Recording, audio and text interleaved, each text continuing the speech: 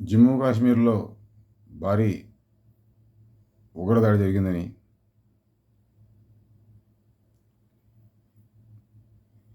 27 మంది వరకు మృతి చెందారని వార్తలు.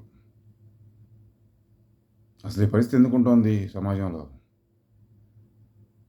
మనిషి పట్ల మనిషికి నమ్మకం లేని స్థితి, మనిషి ప్రాణం మనిషి తీసుకునే పరిస్థితి ఎందుకుంటోంది?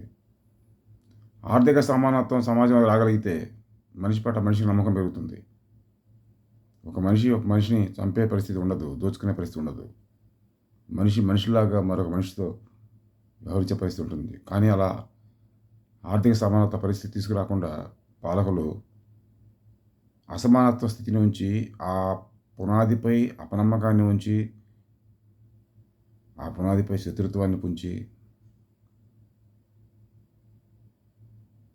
ఆడుతున్న ఒక ఆటలో వస్తున్న ఫలితం ఇదంతా. ఈ పరిస్థితి మారాలి. ఆర్థిక సమానత్వం భారతదేశంలో తక్షణం అవసరం. ఉత్పత్తికి పంపిణీకి మధ్య సమానత్వం అవసరం. సమాజం మొత్తం ఉత్పత్తి చేసుకోవడం, సమాజంలో ఉన్న అందరికీ సమానంగా పంచుకోవడం, ఇదే ఆర్థిక సూత్రం. ఈ ఆర్థిక సూత్రం దేశంలో రావాలి. అభయాదేశం సాకారం కావాల్సిన ఒక కళ. అభయ కలకాలం వర్ధిల్లును గాక.